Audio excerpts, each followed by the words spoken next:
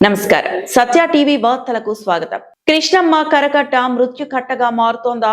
ఇసుక లారీలు, ట్రాక్టర్లు వేగానికి సామాన్య జనం వణికిపోవాల్సిందేనా?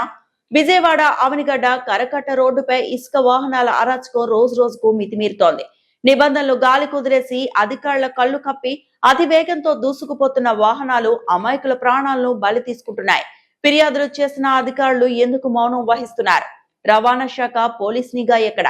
నిబంధనలకు విరుద్ధంగా కృష్ణానదిని కొల్లగొడుతున్న ఇసుకాసురులకు అధికారులు వత్తాసు పలుకుతున్నారా? నిబంధనలకు నీళ్లకు వదిలి రాత్రి పగలు తేడా లేకుండా అడ్డగోలు తవ్వకాలు చేస్తున్నారా? విజయవాడ నుంచి అవనిగడ్డ వరకు సాగే కరకట్ట రోడ్డు ఇప్పుడు ప్రమాదాలకు కేర్ ఆఫ్ అడ్రస్ గా మారింది. పగలు రాత్రి అనే తేడా లేకుండా ఇసుక లారీలు, ట్రాక్టర్లు ఇక్కడ మృత్యు శకటాల్లా మారుతున్నాయి. పరిమితికి మించిన లోడుతో అతి వేగంతో ప్రయాణిస్తూ ప్రయాణికులను కంటి మీద కునుకు లేకుండా చేస్తున్నాయి. కరకట్ట రోడ్డు ఇరుగ్గా ఉండడంతో ఎదురుగా వచ్చే వాహనాలకు సైడ్ ఇచ్చే పరిస్థితి కూడా ఉండటం లేదు.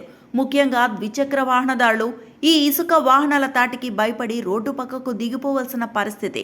గత కొన్ని రోజులుగా ఈ మార్గంలో వరుస ప్రమాదాలు జరుగుతున్నా, ప్రాణాలు గాల్లో కలుస్తున్నా సంబంధిత అధికారుల్లో మాత్రం చలనం లేదు.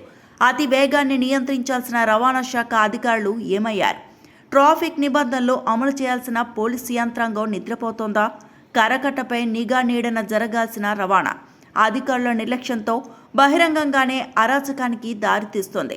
సామాన్య జనం ప్రాణాలకు విలువ లేదా అని స్థానికులు ప్రశ్నిస్తున్నారు. ఎప్పటికైనా ఉన్నతాధికారులు స్పందించాలి. కరకట్టపై స్పీడ్ గన్లను ఏర్పాటు చేయడంతో పాటు నిబంధనలు ఉల్లంఘించే వాహనాలపై కఠిన చర్యలు తీసుకోవాలి. లేదంటే ఈ రోడ్డు మరింత మంది ప్రాణాలను బలి తీసుకునే ప్రమాదం ఉందని స్థానికులు ఆవేదన వ్యక్తం చేస్తున్నారు. తోట్లవల్లూరు, రొయ్యూరు, మద్దూరు ప్రాంతాల్లో నడుస్తున్న క్వారీల్లో నిబంధనలకు నీళ్లు వదిలి రాత్రి పగలు తేడా లేకుండా విచ్చలవిడిగా అక్రమ మైనింగ్ పై సత్య టీవీ వరుస కథనాలు.